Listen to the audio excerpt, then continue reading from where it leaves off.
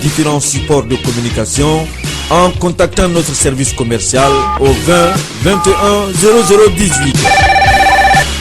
20 21 0018.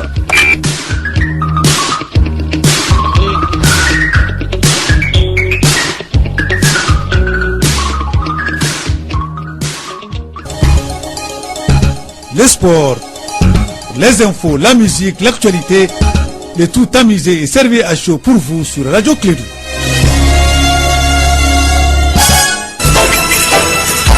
Radio Clédou, le journal avec Sotelma Malitaine.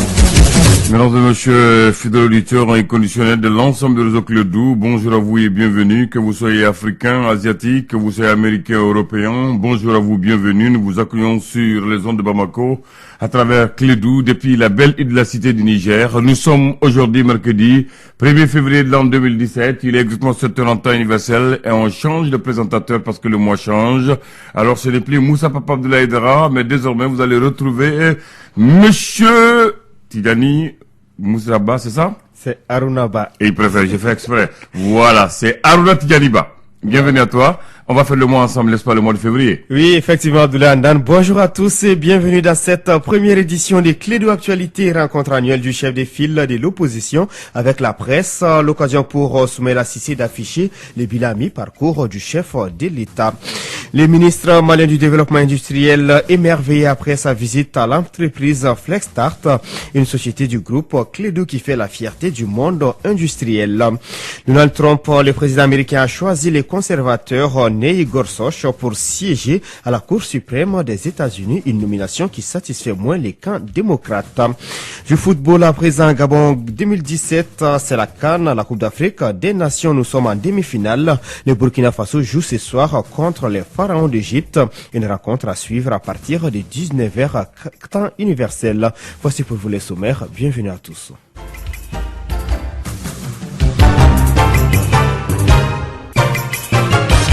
Une fois de plus, bonjour à tous et bienvenue dans cette édition. Je vous le disais tantôt, le chef des files de l'opposition a tenu ce mardi son grand oral annuel devant la presse malienne. Tous les grands sujets de l'heure ont été débattus. Une projection de documentaire sur le bilan des 3 ans du président de la République à la tête du pouvoir et une discussion avec les journalistes ont été les temps forts de cette conférence de presse. Mahamadou Khan, compte rendu. D'un sujet à un autre, le patron de l'opposition malienne s'est prêté aux questions des journalistes. Soumaïla Cissé donne des précisions sur son statut de chef de file de l'opposition. Nous avons reçu des sous, bien sûr, on ne s'en cache pas, qui sont insuffisants d'ailleurs. Nous avons commandé des voitures, nous avons pris un siège, nous sommes en train de l'équiper, nous faisons des formations, nous empochons des gens, travailler, et nous faisons aussi de la communication. Et même dernièrement, quand on a été à Gao, on a payé. On a payé pour aider les populations là-bas, on a payé. Il ne faut pas croire que ce que vous avez vu dans la télé, que c'est des dons comme ça. L'opposition aussi a payé et a donné sa part à égalité à Gao avec la majorité. Sur la situation actuelle du pays, le chef de file de l'opposition malienne se veut catégorique. Quand le président a dit que tout va bien, mais tout le monde sait que tout va pas bien. Ce ne sont pas des attaques personnelles contre le président. Nous sommes de l'opposition, il est de notre devoir de remplir notre rôle, de critiquer ce qui ne va pas, et de le dénoncer et de proposer des solutions. Elles peuvent être suivies, elles peuvent être rejetées, mais c'est à vous de juger. Aujourd'hui, nous avons fait cette conférence. Demain, vous rendrez compte dans vos organes, mais il y aura des tons différents. Vous ne direz pas la même chose, pourtant vous avez écouté la même chose. Une situation marquée par l'insécurité grandissante qui gagne l'ensemble du pays. L'occasion était belle pour le président de l'IRD pour donner quelques chiffres. Soumaïla Cissé. Je profite de l'occasion pour maintenir une fois de plus devant la mémoire des 332 personnes, dont 207 civils qui ont perdu la vie en 2016 dans le centre et le nord du Mali, soit une hausse de 121% des victimes pour la seule année 2016. Notre pays a enregistré 385 attaques, soit plus d'une attaque par jour. Ces attaques ont augmenté de 92% par rapport à 2015. Après la laborieuse signature de l'accord de paix et de réconciliation issu du processus d'Alger. Plus de 100 morts sont déjà au compteur de l'année 2017. L'aide à la presse, l'accord de réadmission des Maliens de la diaspora ou encore Les rapprochements entre leaders religieux et acteurs politiques ont été quelques préoccupations soulevées par la presse à l'endroit du chef de file de l'opposition malienne. Merci Mahamadou Khan. La grève illimitée des magistrats continue malgré la reprise du dialogue avec le gouvernement. C'est mardi 31 janvier, les magistrats et les conciliateurs se sont retrouvés, mais c'est toujours le même blocage autour des 6 points de revendication des juges grévistes. Cet arrêt de travail illimité a de graves conséquences sur l'appareil judiciaire du pays. On en parle avec les chercheurs Abdoulaye Nyang. L'impact de la grève est grand dans la mesure où il y a eu l'attaque sur Gao et que théoriquement, s'il y avait des gens arrêtés et qu'on les mettait en garde à vue à la gendarmerie, par exemple, au commissariat de police, la loi ne permet pas de les garder pendant plus longtemps. Donc c'était des gens qui auraient dû être présentés devant le procureur. Maintenant, s'il y a une grève illimitée avec le service minimum, ça veut dire simplement que le système judiciaire ne marche pas, le pouvoir judiciaire ne marche pas. Donc c'est une illustration simplement. Et il y a beaucoup de gens qui sont en prison, il y a beaucoup de gens qui attendent des dossiers qui étaient programmés et aujourd'hui ils ne savent pas quand est-ce que ça va avoir lieu. Si vous étiez venu des États-Unis pour coïncider à un jugement, comme je connais dans un cas de terrain, mais la personne est obligée de partir demain sans que cela soit le cas alors que c'était prévu pour lundi dernier. Donc l'impact est grand, il n'y a pas de là-dessus. Il y a les 3 pouvoirs qui fondent la Constitution, le pouvoir judiciaire, le pouvoir législatif et le pouvoir exécutif, mais dans le jargon, le pouvoir judiciaire est celui qui coupe les autres. Et si ce pouvoir judiciaire ne marche pas, ça veut dire qu'un des pieds du tabouret à 3 pieds ne marche pas. C'est une instabilité institutionnelle qui a des conséquences néfastes sur le plan social, sur le plan économique. À l'instant, Abdoulaye Nyang, chercheur et directeur du centre Séné, sur un autre sujet, la lutte contre l'extrémisme religieux, l'entraide entre les pays et la protection de l'environnement. Ces sujets ont été abordés lors de la 12e session de la conférence de l'Union des parlementaires de l'Organisation de la coopération islamique. La rencontre s'est déroulée à Bamako et c'est la problématique de l'extrémisme religieux qui a dominé les débats. Kassim Traoré nous en parle. Les parlementaires de l'Organisation de la coopération islamique OCI ont traité plusieurs sujets. Lors de la rencontre des experts, un accent a été mis sur le vivre ensemble et le dialogue interreligieux. Dr Marie-Madeleine Togo, participante. Vers un développement harmonieux, si tout ça ne pouvait pas contribuer à ramener la paix dans le monde. Ils l'ont rappelé aussi, quelles que soient les religions, et plus particulièrement la religion musulmane, c'est vraiment une religion de paix. On ne parle que de paix, on parle que de Dieu, on parle que de l'amour de Tout-Puissant. Donc la violence que nous voyons ne reflète pas du tout le visage humble, le visage miséricordieux de Tout-Puissant que les Saintes Écritures nous ont enseigné, que ce soit dans le Coran, que ce soit dans la Bible. La situation en Palestine, en Syrie et au Mali n'ont pas échappé aux parlementaires de l'OCI. Honorable Abdul Galil Aïdara. Si l'injustice n'est pas réparée, c'est que les dégâts vont continuer toujours à se faire. Donc vraiment, je crois que Bamako est une occasion,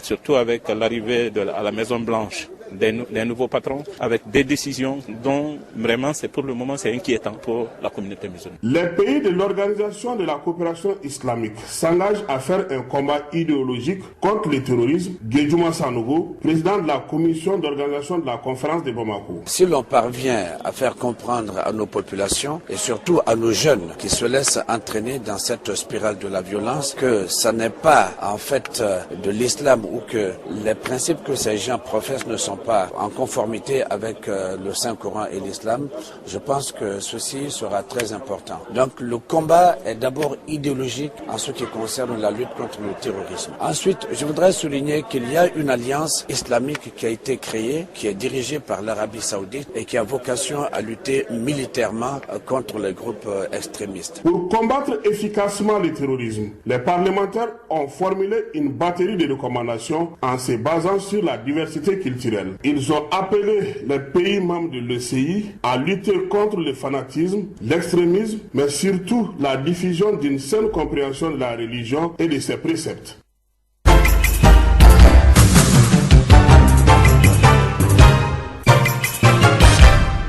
Développement industriel au Mali, le groupe Clédo apporte sa pierre à travers son unité Flexstart en place depuis seulement 3 ans. Flexstart est spécialisé dans la fabrication des étiquettes, les emballages alimentaires, entre autres.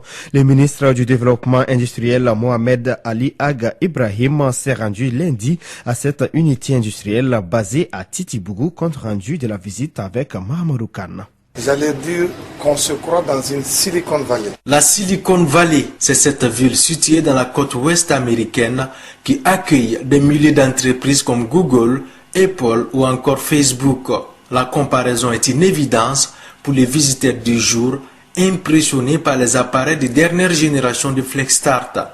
Mohamed Ali Ag Ibrahim, ministre du Développement industriel. Je le répète, on se croit dans une Silicon Valley. Et nous avons aujourd'hui la technologie et les capacités de satisfaire totalement le besoin de notre pays sur ces questions de conception et d'impression sur tout support. Et en plus, nous avons des designers qui sont capables de proposer, n'est-ce pas, aux demandeurs toutes sortes de supports de communication, d'aménagement. Donc il faut dire que c'est une unité industrielle que j'invite tous les Maliens à visiter. Architecture en bois sculpté, enseignes lumineuses, étiquettes de sociétés agroalimentaires à perte de vue, table numérique d'impression, personnel dévoué. Bienvenue à Flexstart. L'entreprise est sous le contrôle d'une dame, Kadi Kamara, la PDG. En chiffre, c'est plusieurs milliards d'investissements pour le développement de l'industrie agroalimentaire, surtout du Mali. Parce que notre spécialité, c'est les étiquettes, les emballages alimentaires. Et nous faisons aussi de la communication visuelle sur tout support. Donc, on est en collaboration avec les agences de communication. Les outils sont importés de l'extérieur et c'est des machines de dernière génération pour répondre et respecter les normes et permettre aux entreprises industrielles du Mali de respecter les normes. 22 ans, c'est la moyenne d'âge de la trentaine d'employés maliens et africains de Flexstart. Un symbole fort, ou plutôt un message que lancent les patrons du groupe Clédo, Mamadou Sinsi Koulibaly. On a osé se dire qu'il faut investir vers la haute technologie. Et c'est ça l'avenir de demain. Je vous ai dit tout à l'heure, vous imaginez, nous on fabrique. On n'a pas de difficulté ici. La difficulté, c'est la créativité. Si vous êtes créatif, c'est bon. Si on n'est pas créatif, ça ne va rien servir. Notre ambition, c'est de se mettre à la disposition des autres industries qui sont sur place ici pour apporter notre petite contribution à l'émergence de l'économie malienne. Aujourd'hui, Flexstart est le plus gros fabricant d'emballages plastiques au Mali. Direction la première région administrative du Mali, la population de Djidjan dans la commune de Sitakili a désormais un abattoir performant financé par le complexe Loulou Gunkoto et ses partenaires pour un montant d'environ 60 millions de francs CFA. L'infrastructure comprend un fourrage, une clôture et une électrification solaire d'une grande capacité. La cérémonie d'inauguration a été suivie par Moussa Papaïdara, notre envoyé spécial à Djidjan. Bâti sur 300 mètres carrés, c'est un abattoir moderne que le complexe Loulou Gunkoto offre à la population de Djidjan. Réparti en 3 grandes sections, la principale concerne le lieu de diagnostic des animaux par le vétérinaire, ensuite l'aire d'abattage et un magasin pour les matériels de travail. Cet abattoir fonctionne essentiellement sur l'électrification solaire. Makan Sissé, PDG de l'entreprise Sud Progrès Mining. Ça, c'est le bureau du vétérinaire. Il y a les batteries ici. L'abattoir marche avec du solaire. Ici, c'est l'air d'abattage. Donc, il y a les robinets pour laver, donc pour que le sang, voilà, ne reste pas. C'est pour assainir la viande, pour que la viande soit saine. C'est assez semi-moderne. Bon, la capacité d'abattage, c'est environ 20 têtes. C'est dans le cadre de sa politique de développement durable et responsabilité sociale que Djidjan bénéficie de cet abattoir de la part de la société minière de Loulou afin de mieux contrôler la viande consommée dans la localité. Youssouf Angoiba, responsable du développement communautaire au complexe Loulou Gunkoto. C'est pour assainir également la viande, c'est-à-dire offrir une viande contrôlée par le vétérinaire. Il vous a parlé du bureau du vétérinaire. Nous voulons que ce contrôle soit réellement strict pour permettre aux gens de manger, de consommer de la viande propre et saine. En ce moment, on aura des abattages contrôlés. Et maintenant, c'est éviter tout ce qui est abattage clandestin et tout ça là. C'est dans cet objectif. Une œuvre vivement appréciée par les habitants de Djidjan, selon Abdul Karim Bagaga, président du Rikotrada Kenyeba. C'est de façon très positive que j'apprécie cette réalisation. D'abord, les conditions d'hygiène et de consommation de notre viande ont changé. Vous avez vu comment ils abattent en ville là-bas et dans quel ordre. Et vous voyez maintenant comment ça va se faire de façon propre. Donc un plus pour la santé dans la localité. Ça c'est extrêmement important puisque sans santé, il n'y a absolument rien. Qui parle de développement parle de santé. Et l'abattoir de Djidjan participe de cela. Cet abattoir, avec plusieurs entités telles que le fourrage, la clôture et l'électrification solaire, a coûté environ 60 millions de francs CFA au complexe Loulou-Gougoto et à ses partenaires. Vous êtes sur le 90.8 depuis la première région administrative du Mali hors de nos frontières à présent fin hier mardi de la réunion des chefs d'État pour le 28e sommet de l'Union africaine à Addis Abeba. Ce fut un rendez-vous historique avec les retours du Maroc dans les blocs régionaux. La famille panafricaniste est désormais au grand complet. La réunion a également été l'occasion de renouveler le bureau exécutif de l'organisation avec l'élection du Tchadien Moussa Faki Mahamat à la tête de la commission qui succède à Madame Dlamini Zuma, première femme à occuper ces postes. Kinshasa libère des miliciens Kamwina Sapu en guise de gestes d'apaisement. Ces gestes visent à abaisser les tensions des Kasaï centrales. Une soixantaine de présumés miliciens Kamwina Sapu ont été libérés ce mardi 31 janvier à Kananga. Kamwina Sapu, du nom de ses chefs coutumiers qui s'étaient révoltés contre le pouvoir central. En dépit de sa mort au mois d'août, le phénomène Kamwina Sapu a contaminé toutes les provinces de l'ex-Kasaï, Kasaï central, Kasaï oriental, faisant des centaines de morts et des milliers de déplacés dans les combats ou les opérations de répression. Donald Trump a choisi Neil Gorsuch pour siéger à la Cour suprême des États-Unis d'Amérique. Ces juges sont nommés à vie et ont pour mission d'interpréter la Constitution américaine et d'accompagner les évolutions de la société. Cette nomination est extrêmement importante dans la vie politique des États-Unis. À 49 ans, Neil Gorsuch était le plus jeune des favoris pour la Cour suprême. Le choix de ce diplômé de Harvard, qui a passé sa vie dans le Colorado, a été applaudi par les républicains, mais moins apprécié par les camps démocrates. Israël a annoncé cette nuit la construction de 3000 logements de colonisation en Cisjordanie occupée, quatrième annonce du genre en moins de 2 semaines depuis l'investiture du président américain Donald Trump. Il est 7h16, Clé du Info, première édition.